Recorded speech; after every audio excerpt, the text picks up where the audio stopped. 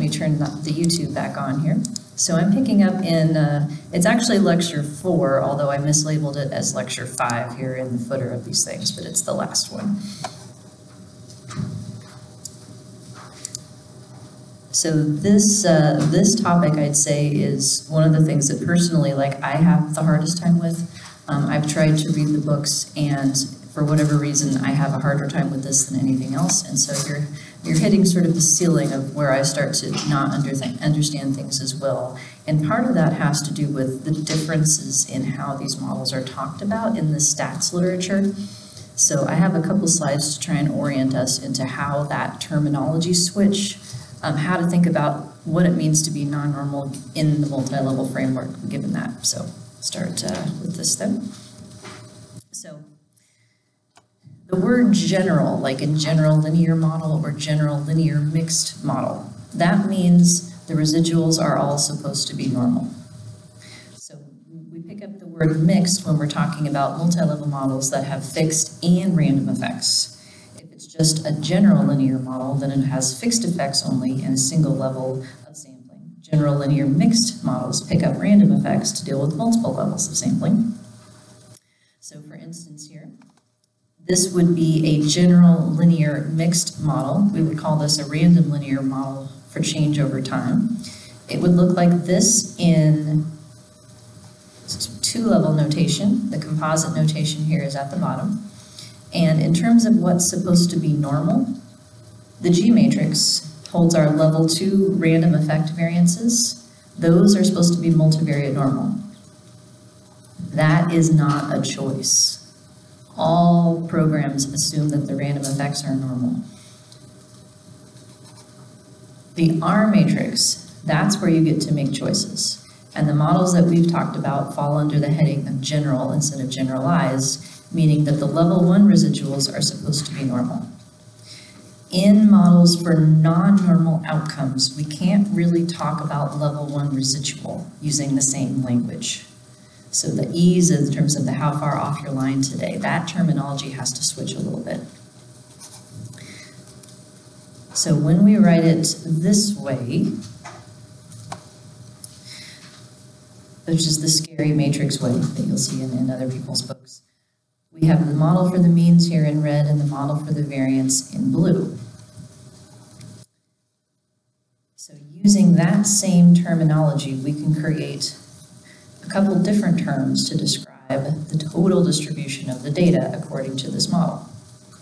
So the conditional mean comes from the fixed effects.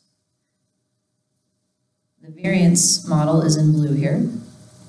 So what this is saying is that when you put it all back together again, the model for Y as the outcome is normally distributed with a conditional mean, meaning a fixed effect predicted value given by your fixed effects here in red, comma, with a variance of V, where V is G and R put back together again.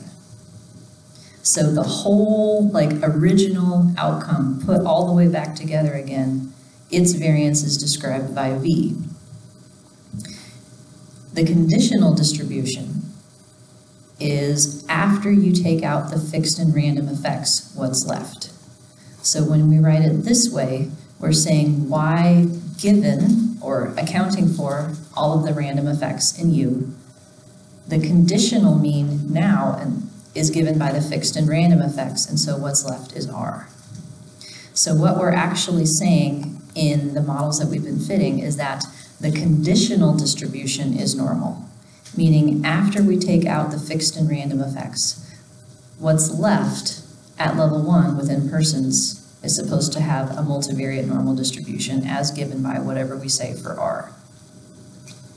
And the fact that the marginal distribution uses multivariate normal and the conditional distribution uses multivariate normal means that this is pretty easy to estimate.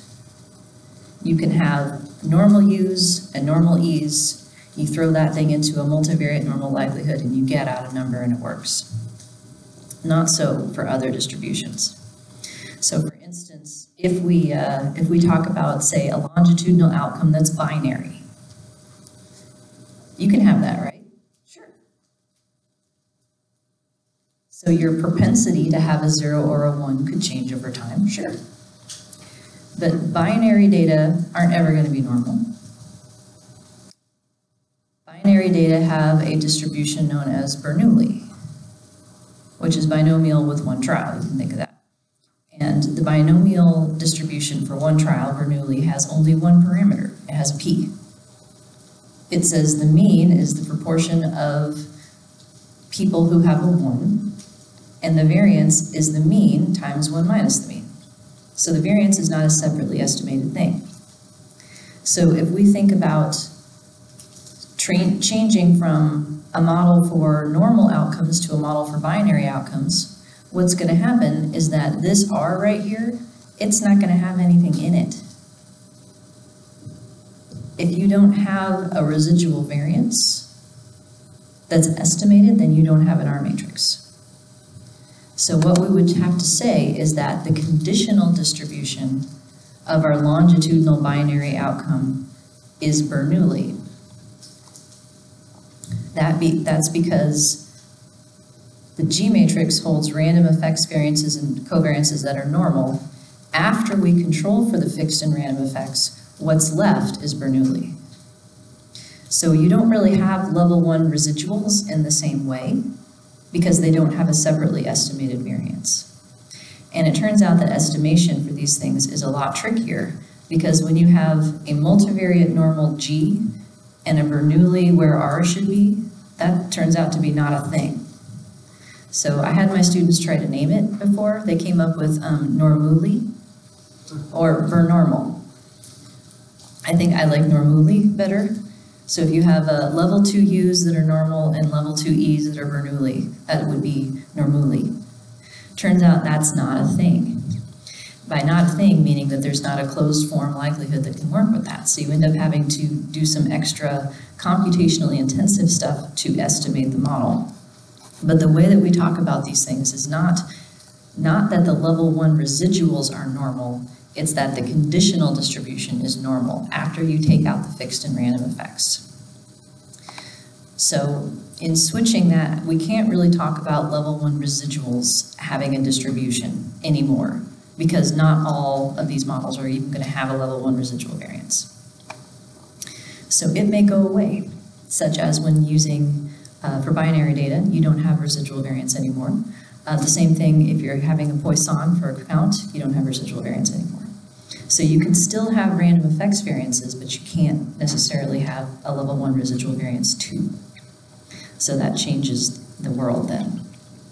So we're talking about then, if you want to ask the Google for more about this, generalized linear mixed models. And I was once on vacation a couple of years ago, and I took with me Walt Stroop's stat book with this title. And I read it at the pool, as one does. I remember sitting there, flipping through this, sitting by the pool, and someone looked over my shoulder as she was walking by, and she's like, "Are you reading math?" I was like, "Actually, yeah." But it was good pool reading. But I recommend that book as one of the more readable topics, but it's still a pretty challenging book. So this is the term to search for that will get you to these models, is generalized mixed models.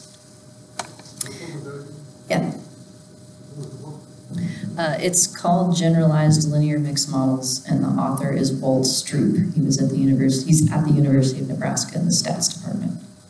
S-T-R-O-U-P. Don Hedeker and Gibbons also have a book on these models that's a little older, 2006, I think.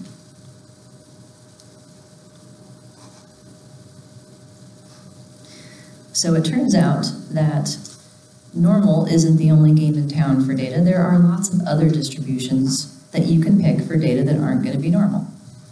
And to the extent that you can find a distribution that matches your data, you can use maximum likelihood to estimate multi-level models. So the level 2 random intercepts and slopes are still going to be multivariate normal. The difference is what we assume about the conditional distribution that's after the fixed and random effects have been taken into account, what's left. And what's left could be binary, so it would be Bernoulli, multinomial for categorical outcomes, Things like Poisson or negative binomial for counts, Tobit is a link for sensor data, zero inflated types of stuff, as well as if and how much models. We'll look at those. And then there's also ones for continuous data that are skewed, such as gamma or log normal. So it's just a question of finding the right distribution and also changing the model for the means to make sure that your predicted values stay within the bounds that they're supposed to have. So putting that all together, then how do these models differ from what we've been talking about? Something non-normal for the conditional distribution, so something that better matches the data. Link function, which is how we transform the mean to be predicted into something that is more continuous. So you all said you know what a logit is, right? A log of the odds and probability of 1. The job of a logit is to be the new outcome that the model predicts. The logit goes on forever and ever, from positive to negative infinity. It is 0 when your probability of getting a 1 is 50%. And so your linear model that has linear slopes in it for your predictors can predict logit, logit forever and ever and ever. You can have a logit of like 27, but when you back translate that logit into probability, it will stay between 0 and 1 like it's supposed to. Another one that gets used for count data is log, because the smallest count you can possibly have is 0, and predicting the log instead makes it so the count can't go negative. So the job of the link function is to become a more continuous outcome that the fixed and random effects can predict, that when back translated into the original data, keeps the predictions in bounds. And the idea of a back translation is the idea of an inverse link, which is often written like this. So you will hear me say things like logit and unlogit. If you're going from probability to logit, that's one way. The inverse link is to take your predicted logit and turn it back into a probability. That's inverse. And all of the models that we've looked at so far have a link function known as identity, which I think is somebody's idea of a joke to name that, because it just means times 1. So, meaning don't mess with it, leave it alone. Critically, we are not transforming the data. It is transforming the predicted mean, not the data. So you are not touching the data. You're feeding in your original zeros and ones or your original counts, and the model itself is predicting something continuous that you can then back translate. So that's really the new part, in addition to this picking a different distribution for what's left at level 1. And then the linear predictor predicts that new outcome in the same way that it would predict what we did before. So fixed and random effects, all the same terminology. The only catch in terms of estimation is that all of the fixed effects become part of the maximum likelihood algorithm, the thing that it has to search for. They're not predetermined the way that they are as a function of the variances in normal models. So estimation is tricky. So since you guys know what a logit is, I can skip the next section.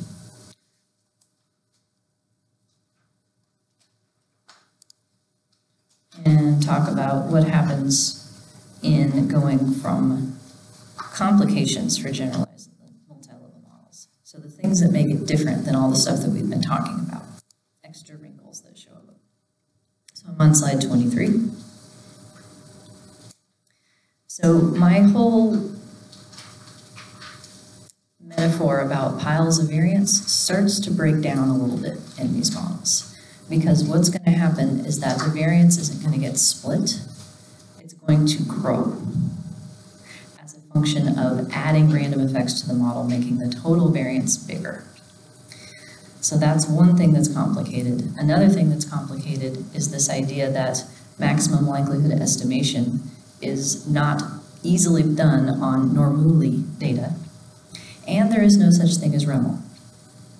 So if you have a small sample and a non-normal outcome, it's going to be even worse that you have a small sample, because the tricks that we have for continuous data are not possible for non-normal data. So one thing to keep in mind in talking about your effects from these models is that someone is going to yell at you if you say the fixed effect is the average effect. That is not technically true anymore. So in these models, the fixed effects are what is known as unit-specific or conditional, and you have to think of them as specifically for someone with a random effect equals 0. It sounds like a semantic distinction, but it ends up being not quite the same thing. In Walt Stroop's book, he talks about how it ends up being the median effect rather than the mean. And so I like that as an alternative explanation. So you can still think of the fixed effect as the middle and random effects as variance around the middle, but it's not precisely the mean anymore because of the nonlinear transformations. So the term for this is unit-specific or subject-specific. What I tend to do in my examples with my results is just add in a sentence that acknowledges this and then talk about the fixed effects as I normally would. So they're not mean effects, but they're still estimates of central tendency. The other thing that gets tricky is that your model is going to change scale when you add random effects to it, as well as when you explain residual variance. So if you're using a logit link, based on using a logistic distribution, the number that you would come up with for your residual variance in predicting the logit is 3.29. That's pi squared over 3 coming from that distribution. No matter what you do, your residual variance is 3.29. So you could have a super awesome level 1 model that should explain all your time-specific variance, and you know what it's going to be? 3.29. So if it can't go down, the rest of the model has to go up. And the analogy that I like to use to explain this is related to Kohl's. Do you guys have a Kohl's here? For apartment store? You do? Oh, thank goodness. It's not the middle of nowhere then, right? And you have a Target too, right? You don't have a Target? He's just on a very sore spot. I could never work here. That's my litmus test for when a town is too small. They don't have a Target. But yeah, I'm sorry, I didn't mean to touch on a sensitive subject, but you have a Kohl's, so you understand. So I like going to Kohl's because the prices in no way correspond to how much it actually costs. Right, like you have your Kohl's money, and then you have your 20% off friends and family, and then everything's always on sale. And so, like in my family, we joke that the price tag is in logits, and you need to have, you know, the little box that you scan to see how much it costs is your inverse link function. So you can convert it from logits to actual money.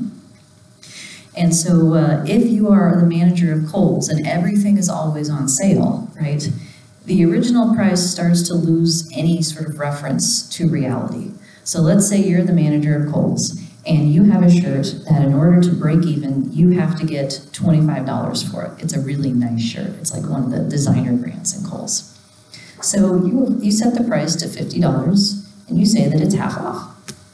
So then you get your 25 bucks. And let's say that it's not a great shirt, so it doesn't sell out and you still have a bunch of these shirts lying around. What do? Can't take less than $25. You say the original price is $100 and now it is 75% off. And it's still $25. So these models work just like that. It's like you have to end up with a residual variance of 3.29 no matter what. So let's pretend like what would it had to have been in order for the predictor to bring it down to 3.29. So the model scale is like the original price. It keeps going up and up and up so that your residual variance can end up, after being explained, at that magic number 3.29.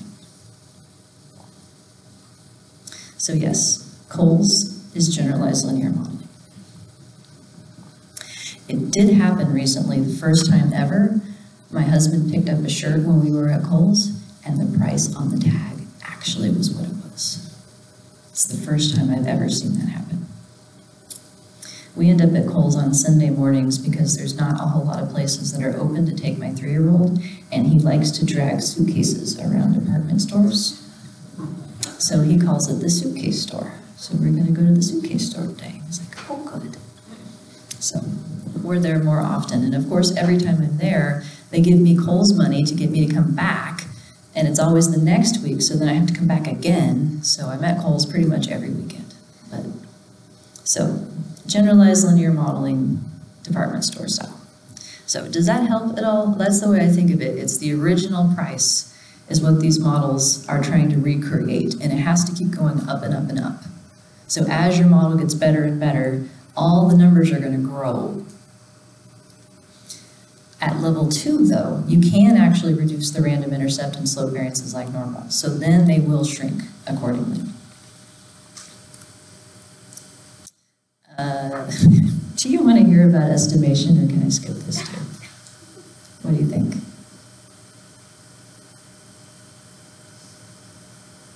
A little bit? Yeah. A little bit? Just They want to. They want to. They don't know it, but they do. They do want to, yeah. So this is the point, honestly, where my head starts to hit the ceiling, and I deeply regret not taking more math as an undergraduate. Because you know what happened to me? I majored in psychology. So I showed up and I was like, I'm going to help people. I don't need any math. And then I realized, what, too late. Oh, wait, my job is math. So as it turns out, I do help people, just not the way that I had thought. And people do end up crying in my office, as if I were a therapist, more often than one would think. But yeah, I really wish I had more math. So for those of you who are still in school, getting math training so that you can read this stuff and have it actually make sense would be really great. So instead, I just married someone who has that skill, and I ask him to translate things for me. So estimation, just a little bit. I want to show you, give you some vocabulary words that will help you decipher what it is the program you're using is actually doing. So there are some older methods for solving these models that are known as either quasi-likelihood or pseudo-likelihood. When you hear those words, do they inspire confidence? No. Like, it's like air quotes around likelihood. Like, it's no. So yeah, this is how it used to be done when maximum likelihood took too long and people's computers were too slow. You don't want these. You don't want these for 2 reasons. Number 1, they're not true likelihoods, so you can't do likelihood ratio tests using them. The differences are not valid. And number 2, they underestimate random effects variances. So these are the default in SAS Glimix. They are the only thing that SPSS will do. And you have to watch out in other programs as to what you're actually getting. So if you see these words, quasi-likelihood or pseudo-likelihood, steer clear. The current gold standard is something called numeric integration. So here's all the synonyms that you could look for that say that you're on this. It's described in the item response theory literature as marginal maximum likelihood, where you are marginalizing across the latent variables or the random effects. It's also described as numeric integration or numerical integration. I'm not sure which is more correct. And sometimes also adaptive Gaussian quadrature. Do you know what Gaussian means? Normal, yeah. Fancy way of saying normal. Because apparently there was a guy named Gauss, right, who did this. It was on the Google the other day. So yes, quadrature means rectangling. So I have an example of how this works on the next slide here. So this is true ML. It's the gold standard estimation, it's full information, it has legit likelihood ratio tests that go with it. It means that you can't have R matrix relationships like autoregressive residuals or any of that kind of stuff to it. So here's how it works. You start with starting values for your fixed effects. You have to compute the likelihood of each observation, where that is the height of the distribution given the height of the data given the distribution that you're using. And then we try on different values of random effects. So let me show you what this is going to look like. So here's a nice happy little normal distribution, and this idea of rectangling it to try and get the sum instead of the area under the curve here, this is what it's doing. So for each random effect in your model, it's going to divide up its distribution into as many rectangles as you choose. So in M+, the default is 15. In Stata, the default is 7. SAS picks it for you. So each program has a rule as to how many of these rectangles it's going to start with. So here's an example using 3 to show you how this process works. So let's say that I have start values for my fixed effects. I have just a fixed intercept and a fixed time slope. So my fixed intercept is 0.5, my fixed time slope is 1.5, and I'm going to predict a binary outcome using a logit, and I'm going to have only a random intercept. So my model is going to look like this: fixed intercept plus fixed slope times time plus random intercept here. And note there's no E, because E is gone in binary data. So if I assume that I have a U distribution for my random intercept that's normal, let's put it on a z-score scale so that we know what the numbers mean. If I have a U for my random intercept of -2, I'm going to try that on first. So here's my model. Fixed intercept plus fixed slope times time 0 -2, plugging it in for the U, gives me a predicted logit of -1.5 at the first occasion and a predicted logit of 0 at the second. Well, I know in reality what actually happened. I know whether I got a 0 or a 1 at each occasion. So this predicted logit gives me the probability of getting a 1. And the opposite of that, 1 minus that, is the probability of getting a 0. So if I got a 1, I throw in this number right here. If I got a 0, I throw in this number instead. So let's assume that I got a 1 both times. I take the probability that I got a 1 at the first occasion, multiplied by the probability that I got a 1 at the second occasion, because these two values are independent, conditional on my random intercept, and I get this number right here. So if I have a random intercept distribution with a mean of 0 and a standard deviation of 1, how likely is it that I get a -2? Not very likely. So I'm going to take that number and downweight it, because that try for my theta, not very likely. And I end up with this number right here, multiplying across. Now I'm going to go back and try again. What if I think I have a random intercept value of 0?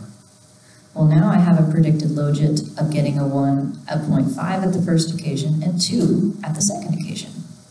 Now I take those two probabilities of getting a 1, multiply them. How likely is it that I got a random intercept of 0?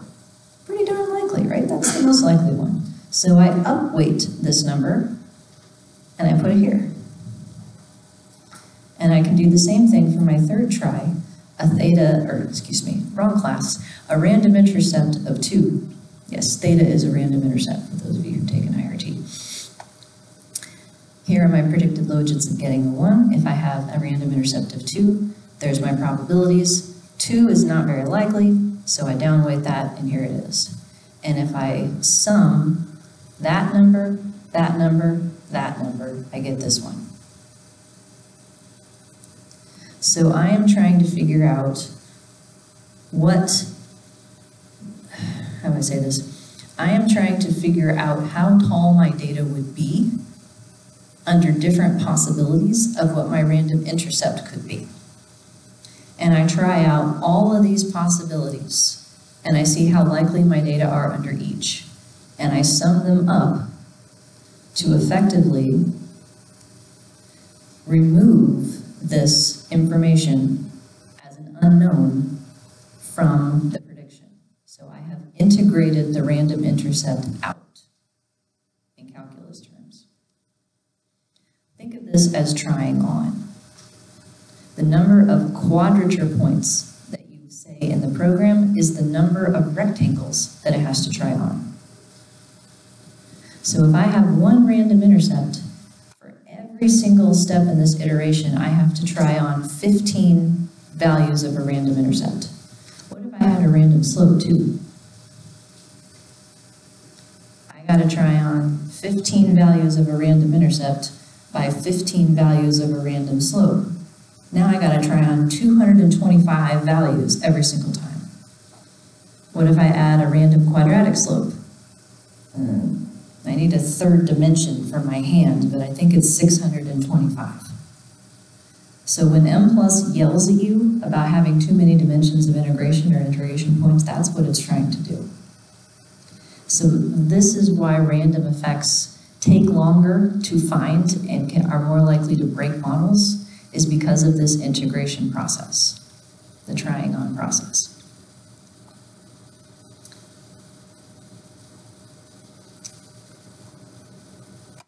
And that's where people might turn to Bayes, because Bayes samples from the U distribution rather than trying to integrate it.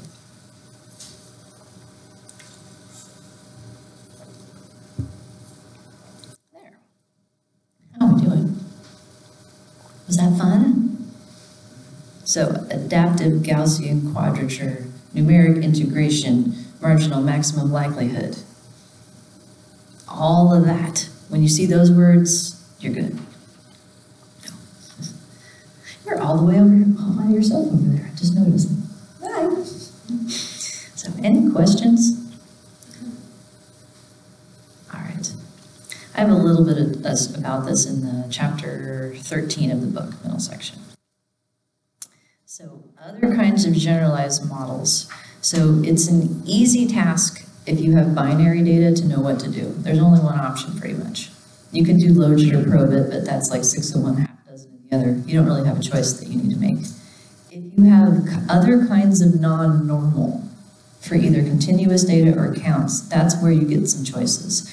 And so I wanted to go over what those choices are and which types of data they make sense for. Because then I have an example, as you will see, just a second here, let me pull it up, of a distribution that looks like this. It's like, what am I going to do with that? So here are some choices. So when you read books about generalized linear modeling, they often make distinctions about models for discrete outcomes versus continuous. And to some extent, that's helpful, but not necessarily. Because models that you can treat counts as continuous, but you can't go the other way. So you would have, say, binomial for 2 options or multinomial for 3. There are models for counts in which it has to be integer values, and there's also models for continuous outcomes. So the way that I like to think about this is for things that are not categorical, things that are not binary or categorical. There are distributions for skewed looking data, where if it's counts, meaning it is integers, you can choose from, say, Poisson, generalized Poisson, negative binomial. Those are each discussed in Walstrup's book. He likes generalized Poisson. He doesn't like negative binomial. And for continuous data, you have things like log normal, beta, or gamma. You have a different set of options if your distribution has a pile in it. So that's like the picture here. The outcome that we're going to have in our example is basically the number of mean things that someone did to you that day. Where fortunately, it's highly zero inflated. So on 80% of the days, people in these partnerships did not do anything mean to each other. So what do I do with that is the question. So for those kinds of data are the series of models that I call if and how much. They differ in how they define the if part, and they differ in how they characterize the how much part, whether it's discrete or continuous. So for Poisson, for counts, we predict the log. to keep the predicted count positive. So the first model that they always teach you is Poisson, because the mean is supposed to be the variance. Most of the time that doesn't work. So if you have too much variance or too little, that won't work. It doesn't work if you don't have any zeros, and it doesn't work if you have too many. So to fix the too much variance thing, that's when people add in a negative binomial instead. And rather than looking at all this math, I'll just show you a picture. So the negative binomial adds a stretchiness factor that allows the count to look more skewed.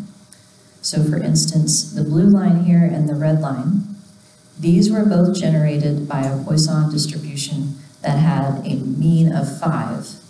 The red line adds this extra stretchiness factor, which is known as a dispersion factor, that allows the variance to exceed the mean.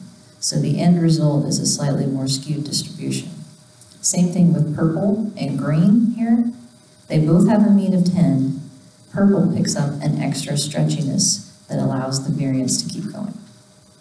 So if you have skewed looking data like this and the data are discrete, these are the models for you. There's also versions of this for no zeros.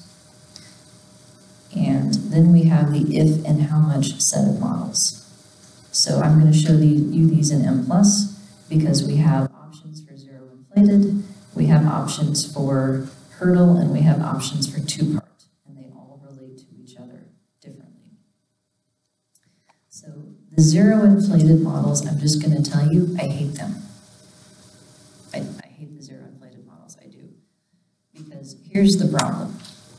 So this is a slide that I stole from an article, Atkins and Gallup, 2007. It's on some of my class websites in terms of their reading list. And they showed the fit of these two different versions of a zero inflated model to this outcome. So this is steps taken towards divorce, where a lot of the people in the sample said they haven't taken any, and then some people in the sample said that they've taken some. So this is a study of marital discord and whatnot. So the first line up here, Poisson, the solid gray one, that's right here. There we go. That's right here. As you can see, there's way too many zeros here for that distribution to match. That totally doesn't fit. So if we add a stretchy, change it from Poisson to negative binomial, that's this one. The negative binomial predicts more zeros than the Poisson, but it still doesn't match.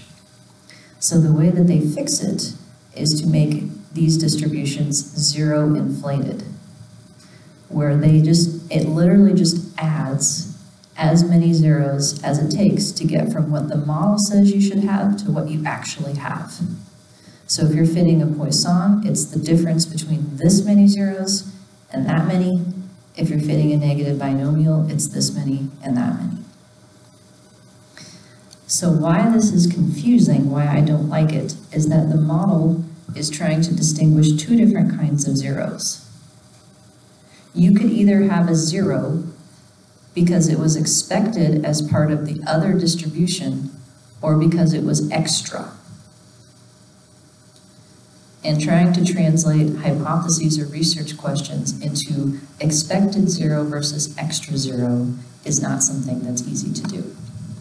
So what I often recommend instead is something that would work for continuous data or discrete data, and it goes by two different names depending on which of those you have. The version that I like is called a hurdle.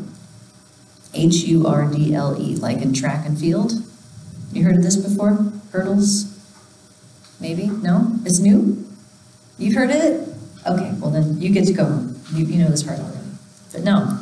See? At worth the price of admission, I can teach you something new. A hurdle changes this into what I call if and how much.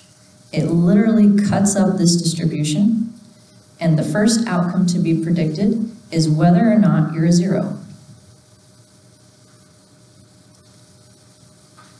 Then, if you're not a zero, how much? So it replaces this thing with two different outcomes. And I find this to be much more amenable to hypothesis tests. So in this picture, you would ask, are you intending to get divorced? Yes or no? If you're intending to be divorced, how far in the process are you? Do you do cocaine? Yes or no? How much coke do you do? It might be possible from an intervention standpoint to stop people from using as much cocaine, but less likely that you get them to quit altogether. If you think about something like risky sexual behavior in college students, maybe you can't get them to have consensual safe sex all the time, but maybe you can get them to reduce the number of times that they're engaging in risky behavior. So can you change the behavior to make it go away completely? But if it doesn't, can you at least reduce the amount? That's the idea here. And so if the how much part is a discrete distribution, like a Poisson or a negative binomial, it's called a hurdle. And if the how much part is a continuous distribution, like a log normal, then it's called a two-part model, but it's the same idea. So that was the example that I had wanted to show you, if you're interested in seeing it. So yeah, that's the gist of that. What do you think? Why not? We're here. Sorry. Sure. Do you have any models like take the frequency and estimate the function to get the actual area under the curve instead of trying to fit it to a known distribution? Can you say that again, please? I missed the first part.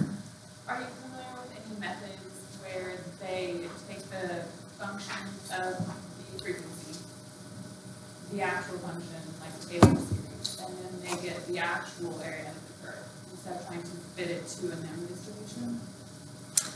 Not off the top of my head. Do you know of something I should know about? No, Like I pitched it for a thesis. And Oh. was wondering if as much as you knew about other distributions, if you knew about something about that. I have not, but that sounds pretty cool. Yeah, cool, yeah. Yeah, no, I haven't heard of anything like that. Okay. So yeah, I had, these are real data. That's why you don't have the data in your example folder. But these were borrowed from a postdoc. This was actually some of her master's thesis data, where it was a daily diary study. And there are 41 couples, heterosexual couples, and they completed daily diaries, and she had a predictor here of hyperarousal as measured on a 1 to 5 scale, which is also very skewed. And the outcome was whether or not each day they'd said or did something mean to their partner and how many things they did. So as you can see, there's like one day that was super bad for somebody, but most of the time people are nice to each other. So for the purpose of this example, I'm just going to close my eyes and pretend that hyperarousal is normal. That's obviously not the case, but I'm focusing on options for modeling this one, which is definitely not normal. So I wanted to show you a couple different models for how to approach this, as well as how to think about maybe which one might be more or less appropriate.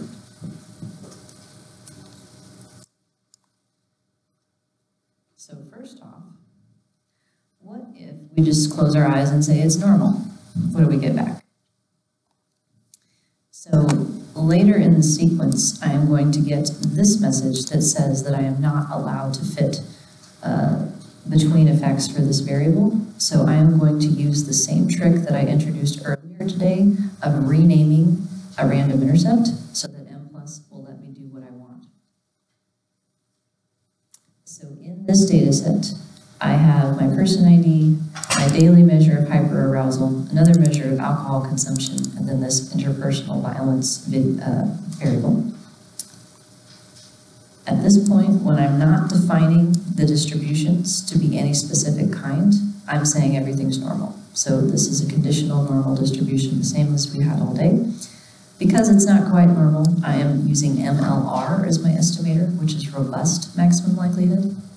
It gives you a scale factor that tells you how far off from normal your data are, and when that scale factor is exactly 1, MLR simplifies to ML. So the only catch in using MLR is that when you do likelihood ratio tests, you have to incorporate that scale factor into the calculation.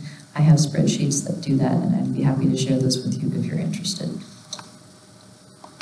So the output down here, for instance, as you can see, this number right here, this 7, that means clearly these data are not normal. This number should be 1 if it's normal, and in most of the time, it's less than 2 in the models that I see. So in this model, I am estimating random intercept variances and residual variances for both of these time-varying variables. So hyperarousal is my predictor, IPV is my outcome, but I'm letting the model partition their variance. So in the within model, I list both of those to get my level 1 residual variances, and I am specifying a level 1 fixed effect here, directly in the level 1 model. So that means that everything I get in the between model is going to be a between effect, not a contextual effect. I am renaming the hyperarousal random intercept variance, sticking an F in front of it because M plus wants me to. It won't let me use it otherwise. So then I shut off the original hyperarousal random intercept variance, and I shut off the intercept for the new factor while leaving the intercept on for the old one. That is, functionally speaking, grand mean centering. So the new variable has a mean of exactly 0 because I left the mean on the old one instead, but I transferred its variance over by shutting off the variance on the old one and estimating it on the new one. And then here is the level 2 relationship between my renamed hyperarousal random intercept variance as a predictor of the random intercept for IPV.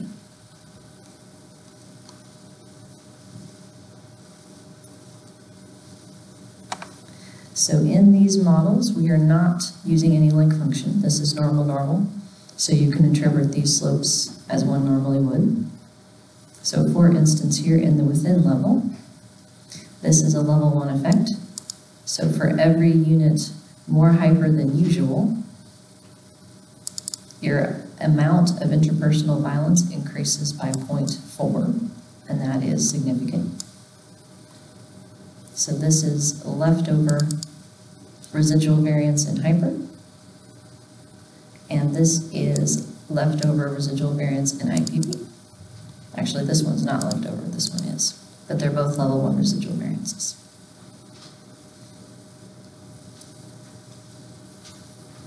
At level 2, we have an almost significant effect that for every unit more hyper than other people, your average amount of IPV is predicted to go up by 0.85.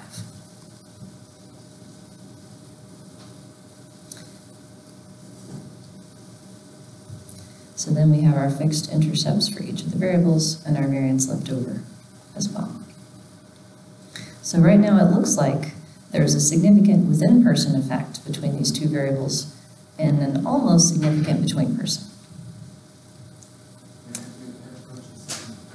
It approaches significance, yes. We need to come back tomorrow and see if it's done yet.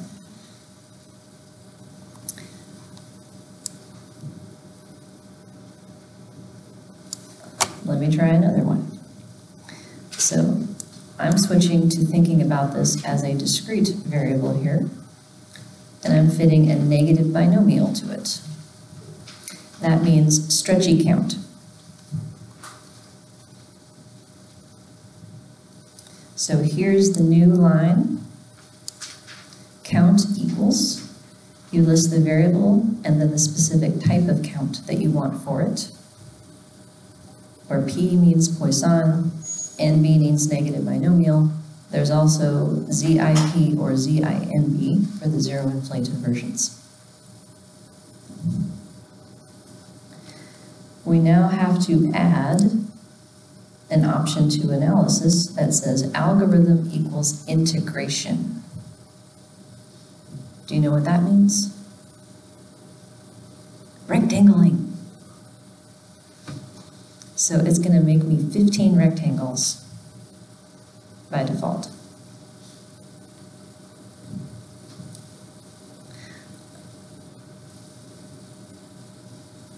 The only difference in the code is that I have made a note here that when I'm listing the variance of IPV at level 1, it's not actually its variance, it's its dispersion.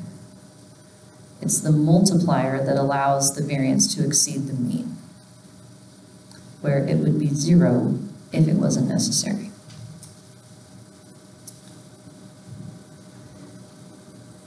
M plus gave me a warning that it doesn't understand what I'm trying to do, but it did it for me anyway. So I think this warning can usually be ignored.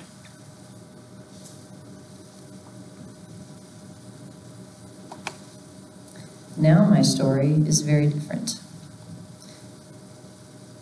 So in these models, we are predicting the log of the count.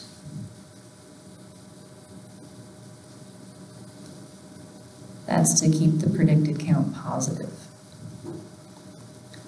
So for every unit more hyper than usual, the log of the amount of IPV goes up by 1.3, and that is significant within persons. Here's a parameter called dispersion. That is my stretchiness index. So it is significant. So we do need this instead of Poisson. Now my level 2 effect is very, very different. Not significant at all.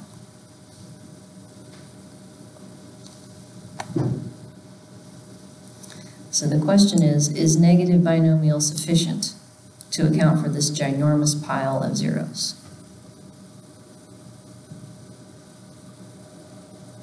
What do you think? I don't think so either. Should I transform my data instead? I get this question sometimes. Should I take the square root of this? Would that fix it? No. Do you know what happens when you take the square root of a constant? It's still a constant. So yeah, that's not the solution. So what if I added the hurdle part? So M plus has a built-in negative binomial hurdle. So I'm saying, let's change the model. Let's create 2 outcomes. One is, are you in this pile or not? That is going to be predicted with a logit. And then if you're not in this pile, how much did you do?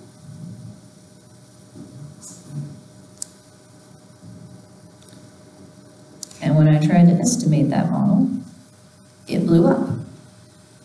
So I invented a workaround. M plus doesn't have a Poisson hurdle, but I managed to trick it into estimating one. It turns out that after you take this pile out, there's not a whole lot of stretchy that you need. So Poisson fits the remaining distribution reasonably well. So what I ended up doing is taking the, here it is, the dispersion factor and fixing it to a very, very small number.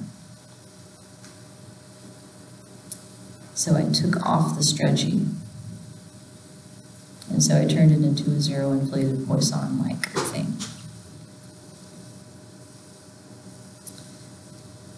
So in the count option, it's NBH for negative binomial hurdle. And now everywhere that we had an IPV outcome, we have to think of it as 2 different things. If and how much. So the way that you refer to the if part is with this thing, which again, if you're over 40, that's a £, and if you're under 40, that is a hashtag. So I am asking for a fixed intercept for the logit of being a 0, as well as a fixed intercept for the log of the non-zero amount.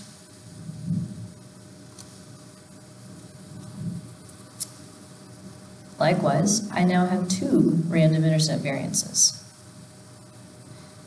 The first one is for the amount. The second one is for the binary 0 or 1 distinction. So you can think of this as like individual differences in one's propensity to be 0. And each of those outcomes then can be predicted by random intercept and hyperarousal. So it literally is like I'm estimating two separate outcomes at the same time. I've taken my one zero inflated outcome and I've carved it up into if and how much.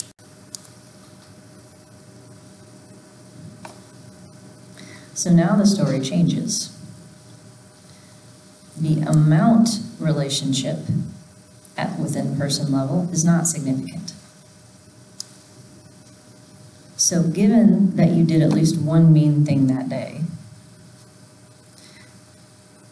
having more hyperarousal than usual does not predict how many mean things you did that day.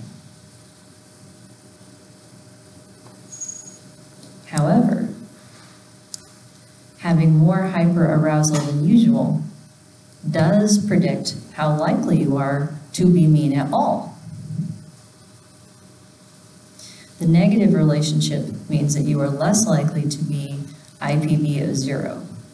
Meaning you are more likely to be mean.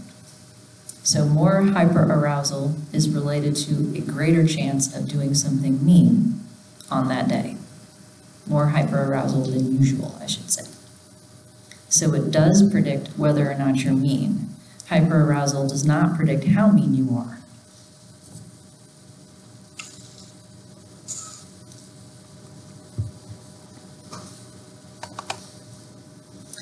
Between persons, we do not have a significant between-person effect among the random intercepts for either of these.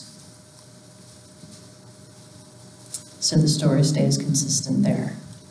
People who are more hyper-aroused are not necessarily meaner.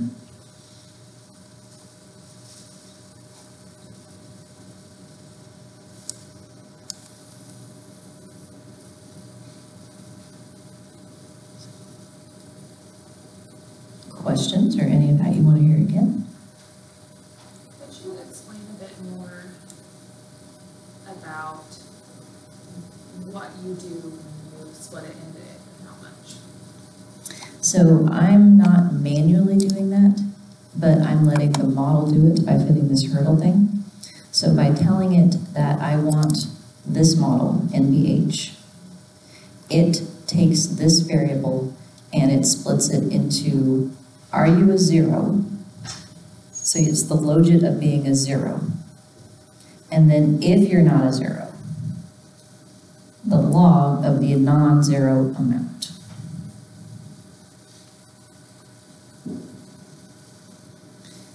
And the log of the non-zero amount is referred to just with the regular IPV variable. The logit of being a 0 is referred to as this IPV #1.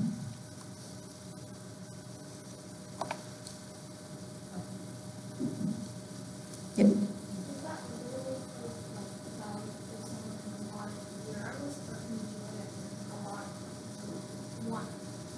You can do it for any pile. Yes. Yeah, you might have to make the variables yourself in that case, but yeah, you can have a 1 inflated model, a 2 inflated model. It doesn't have to be 0 inflated. Mm-hmm.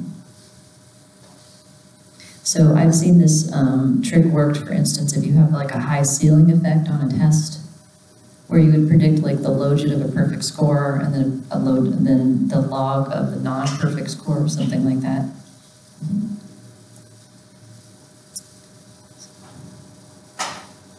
So this is what it would look like if you have skewed data where the skewed part is discrete, is a count, but you might also have the skewed part be a true continuum for something like response time, for instance. So I have a paper that came out, I think last year, that was a master's thesis of one of the students, and he was dealing with adolescent risk-taking, and he measured, what was it, I think temperament or inhibition or something like that with a stoplight task. Have any of you heard of this? Any of you do research with teenagers? So it's like it's a fake task where you tell them that they have to do this like driving game and they're going to go to a party, and the objective is to get to the party as fast as possible but not run any red lights. And so they measure latency to brake if the light turns yellow once they see it turn, or if they can run through the yellow light, then there's no latency.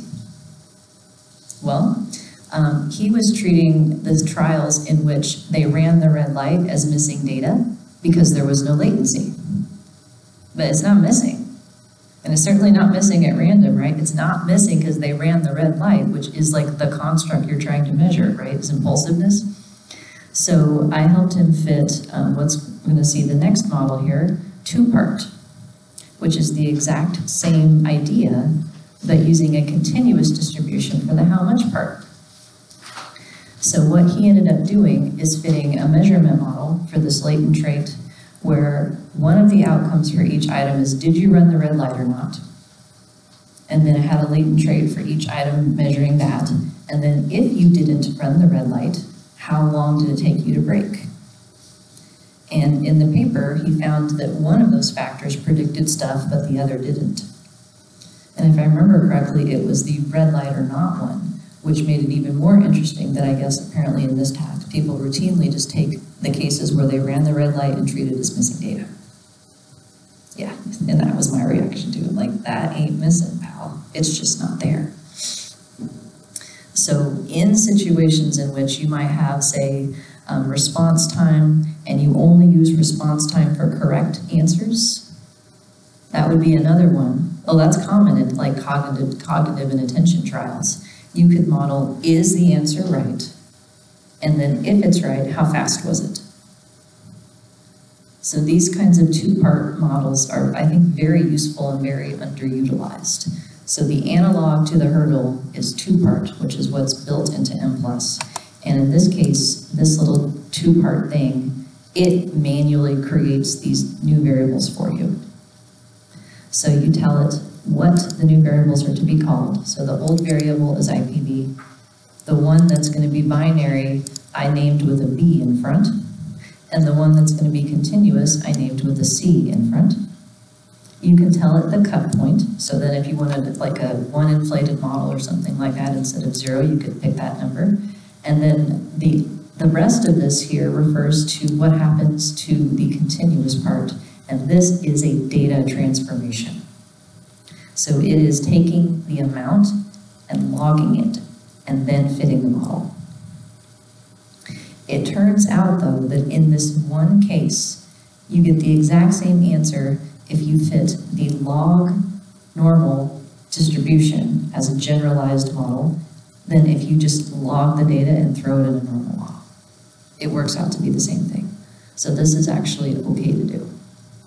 So rather than predicting the log of the count as Poisson or negative binomial, it is predicting the logged amount, so it's log normal. So the log of it is supposed to be normal, and which works well for skewed data. I have a picture, yeah. So this is what the log normal distribution looks like. It looks a lot like response time distributions.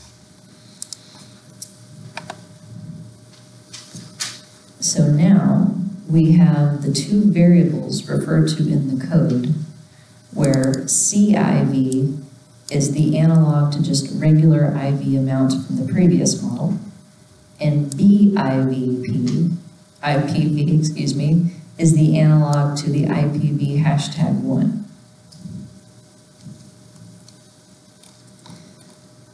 So it's two variables, it's if and how much. IPV #1 from before is BIPV.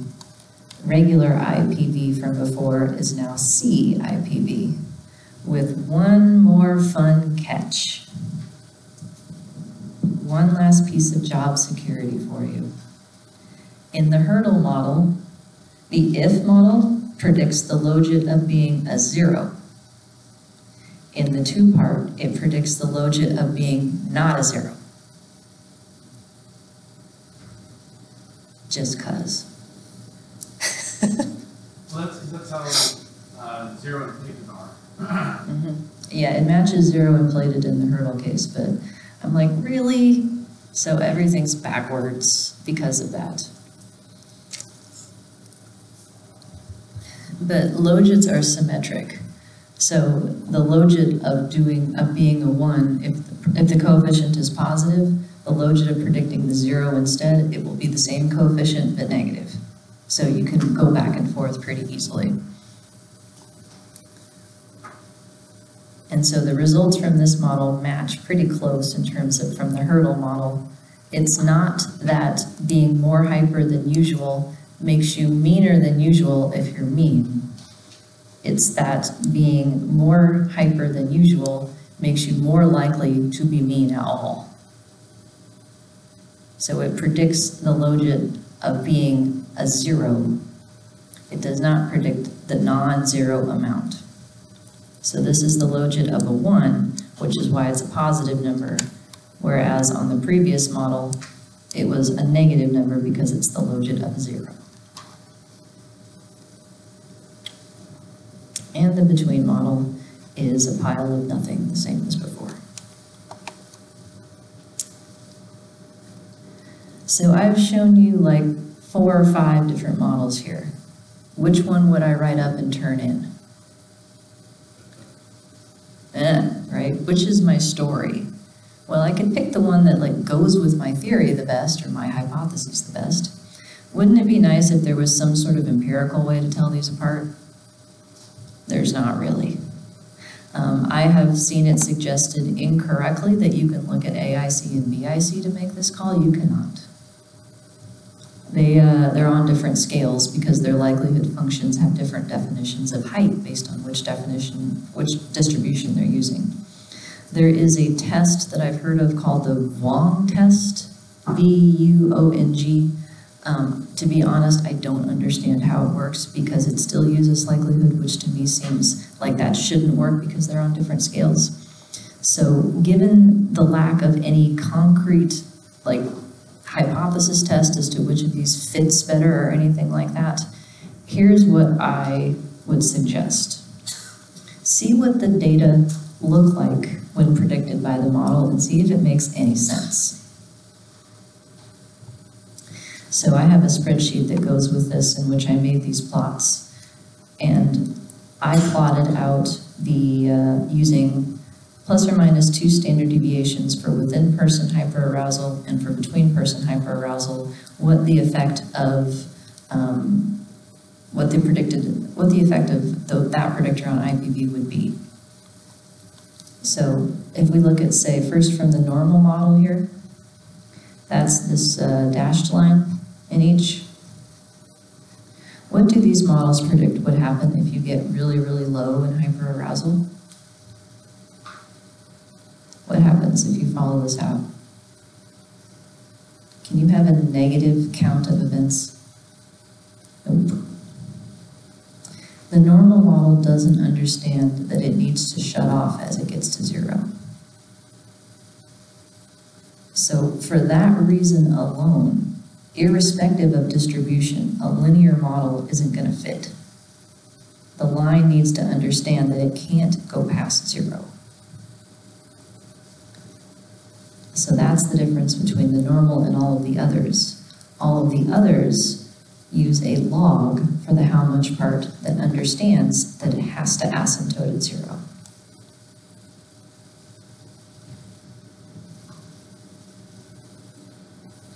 Down below, I have the prediction for the if part from the 2-part model or the Poisson hurdle. And they are spot on identical, as you might imagine. So we found a significant effect of hyperarousal in predicting the logit of being a 0. And here's what it is. But when you back translate these predicted logits into probabilities, this is what it looks like. Note the y-axis. So the entire scale, like 95% of the distribution here, moves you from a probability of basically 0 to 5%. Maybe when you're dealing with the world of people beating each other up, a reduction of 5% is a positive, meaningful thing, but I have a hard time convincing reviewer 3 that this means much. So this is the kind of thing that I would suggest doing, is just plotting out what does the model say is going to happen, and if it predicts things that can't happen, it's probably not a good model.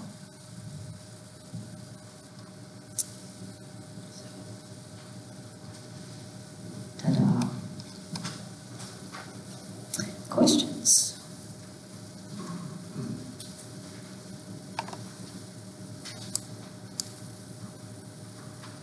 No questions. Well, with the time we have left, can I help you with any other topics? Is there anything you want me to talk about that I haven't, that I can dig out of my stash, or do you want to ask me about your data, or do you want to go home? Because any of those are on the table.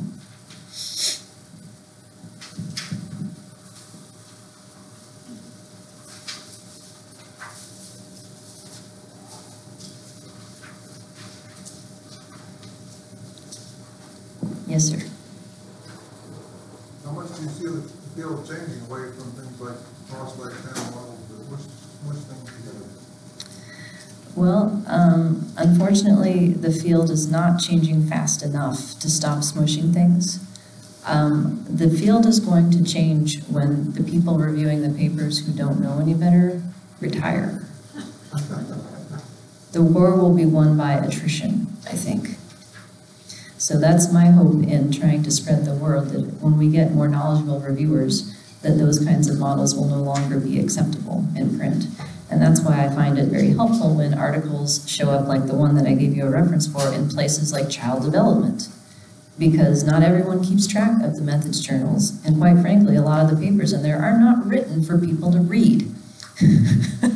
They are written to sound sophisticated. So to the extent that we can all do good examples in our own work, I think that will help, but it's still far too common. Yes?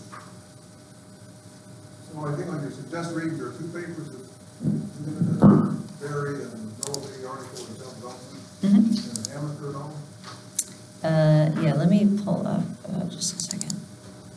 And my question was, they both suggest better ways, better alternatives, and I haven't looked at how good they're better alternatives. The Haymaker article, is that the other one you mentioned? Right. You were mentioning the Berry one and the Haymaker one? Yeah, so the Haymaker article is hard to read, but her punchline is put in a random intercept, and then it's fine. The Berry one takes it one step further and says, put in a slope too if you need one. Fixed or random. But yeah, I like this one. And you'll see I got to be reviewer 3 on this paper. And so I just named myself because there's no point in being anonymous when I'm going to put words like smushed in my review, right? So like, yeah, I'm gonna talk about my book. So here I am. So I got to actually have a little bit of input in helping shape the paper. So I'm very pleased with how it turned out.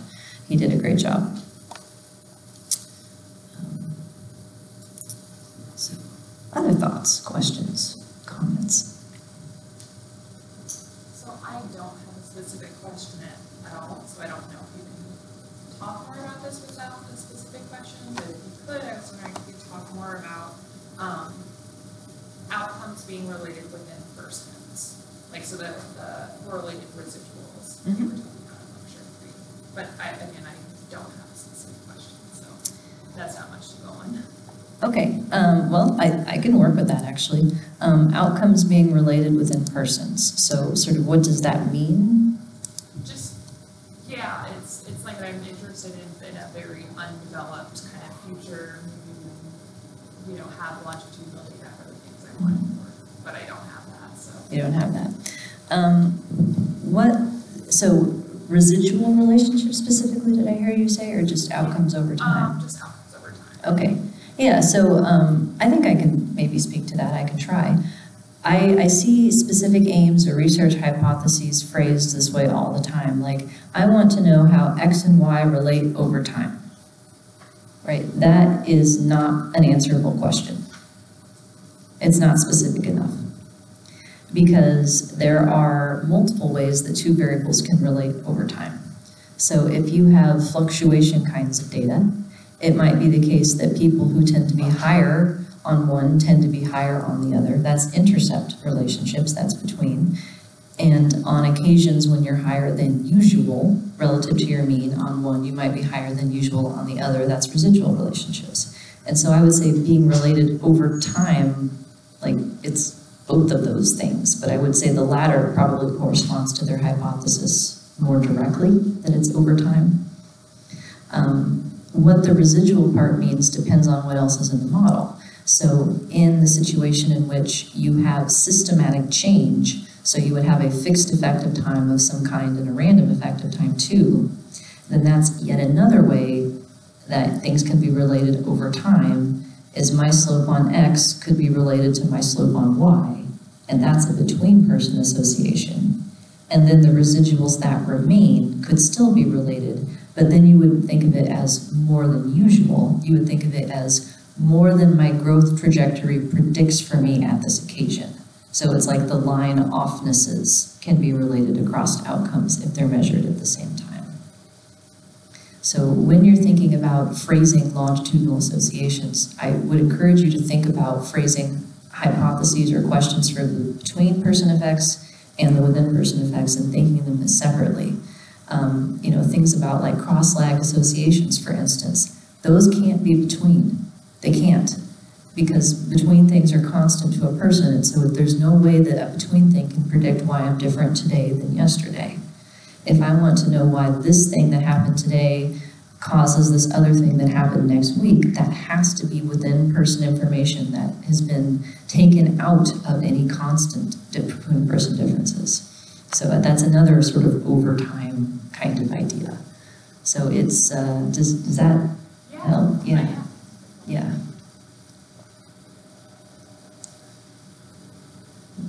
Yes?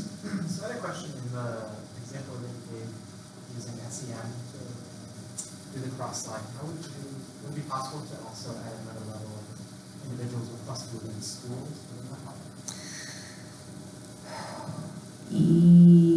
Yes. Yes. So then it would be, so I would think of that sort of as a 3-level model, but you'd have to think of it as 2-level. So your within model would be all that stuff that's currently there. And if people were nested within groups, then your between model would be the group differences in each of those things. And so to the extent that you had group variance in each variable, you would have a parallel structure at the group level as well.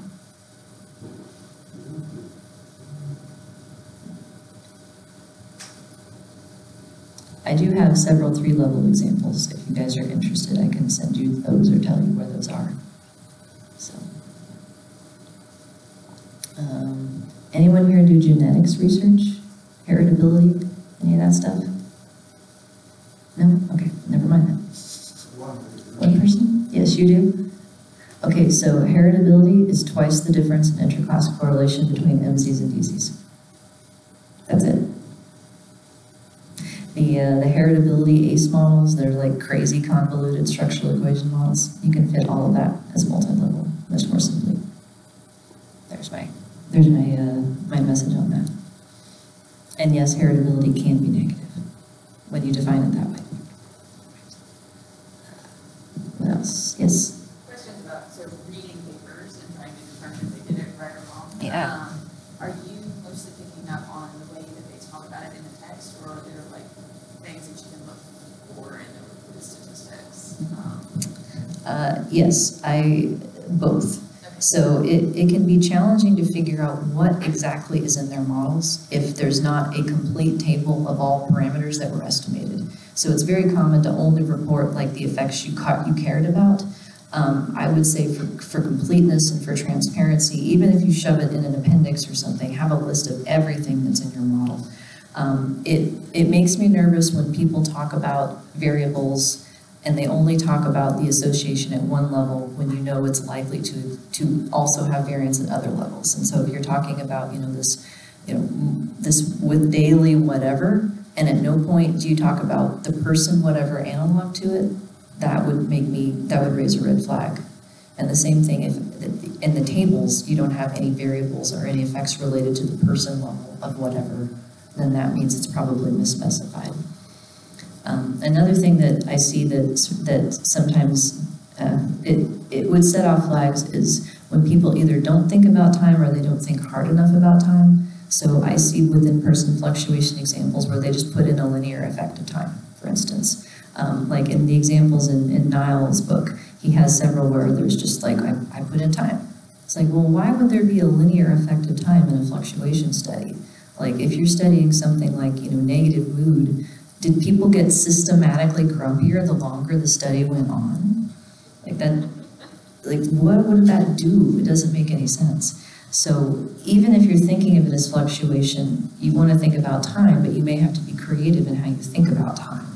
And so people who either ignore it or they just say, well, I control for time because I threw in a linear effect. It's like, you didn't control for anything useful, most likely in that case.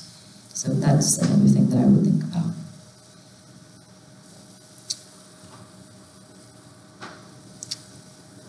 What else?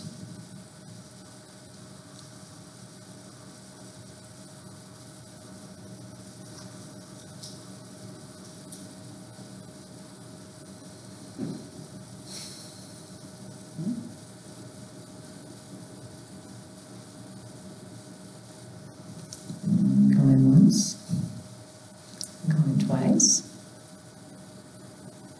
Well then, if no one else has anything that they want to talk about in the group, maybe we can adjourn, and I will hang out in case someone is shy and wants to talk to me by themselves. So thank you for sticking it out these 2 days, and for being here and attentive, and I really appreciate you making the effort. I know it's the end of the semester and not an ideal time for a lot of us, so thank you. I really appreciate it.